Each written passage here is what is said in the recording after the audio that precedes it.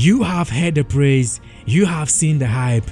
Jedi Survivor, the sequel to the beloved Jedi Fallen Order, hailed as a triumph in Star Wars gaming.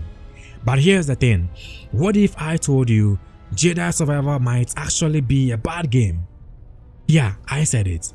Buckle up because we are diving deep into the dark side of this supposed masterpiece. And this is an unpopular opinion you don't want to miss.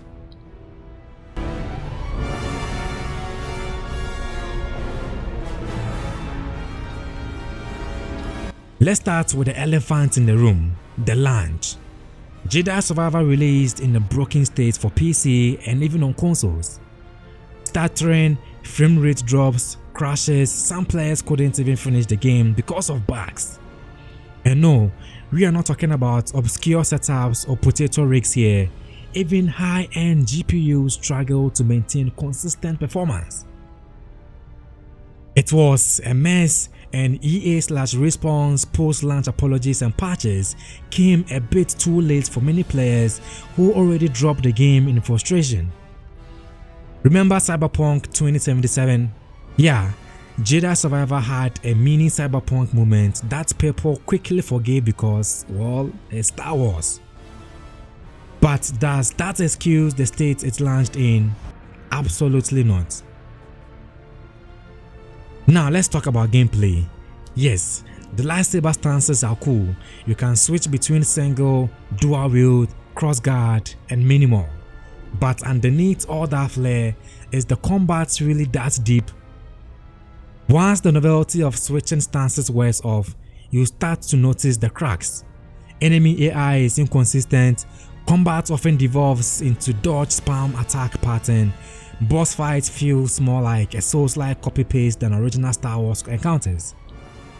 Compare that to something like Ghost of Tsushima, where swordplay feels tight, emotional and cinematic.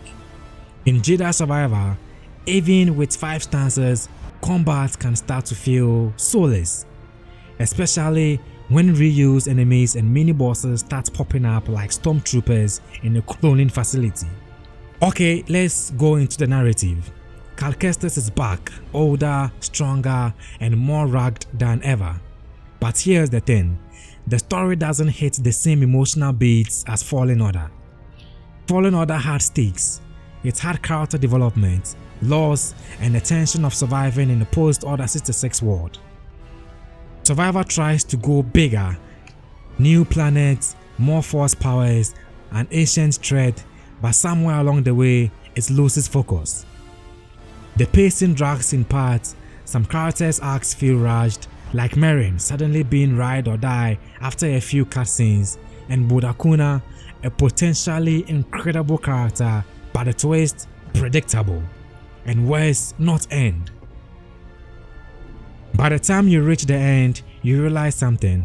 Jedi Survivor had a story it wanted to tell, but maybe not the one players needed. Kobo, the game's largest planet, the open world section that fans praise for being massive. But here's the hot take, bigger isn't always better. Much of Jedi Survivor exploration feels bloated. You've got side puzzles, collectibles, bounties, and cosmic unlocks.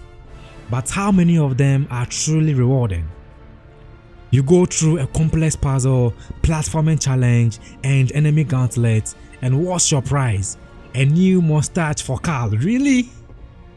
Compare that to something like Elden Ring, where exploring a hidden cave might give you a legendary weapon or lore revelation. In Jedi Survivor, it often feels like a filler, padding for an already long runtime. Even after multiple patches, bugs still plague the experience. Floating enemies, broken quests, triggers, animation glitches out, and let's not forget the infamous invisible board glitch. Yes, that's real. These immersions breaking bugs yank you out of the Star Wars fantasy, making you feel less like a Jedi and more like a QA tester. And in a narrative-driven game, immersion is everything. So is Jedi Survivor actually a bad game? Here's the truth. Jedi Survivor is a good game buried under layers of bad decisions. It has potential, moments of brilliance, and some truly stunning environments and combat animations. But its broken launch, uneven narrative, bloated content, and inconsistent design hold it back from being the masterpiece it could have been. It's not a bad game in the traditional sense, but for an AAA Star Wars title in 2023, with the resources of EA and the legacy of Fallen Order behind it, Jedi Survivor is disappointing. And maybe that's worse. So what do you think? Am I totally off the mark here? Was Jedi Survivor everything you wanted and more?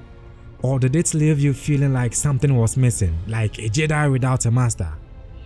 Let me know in the comments, and if you enjoyed this controversial dive into a galaxy far, far away, don't forget to like, subscribe, and ring that notification bell for more gaming hot takes and lore deep dives. Until next time, may the force be with you, even if the frame rate isn't. Bye bye.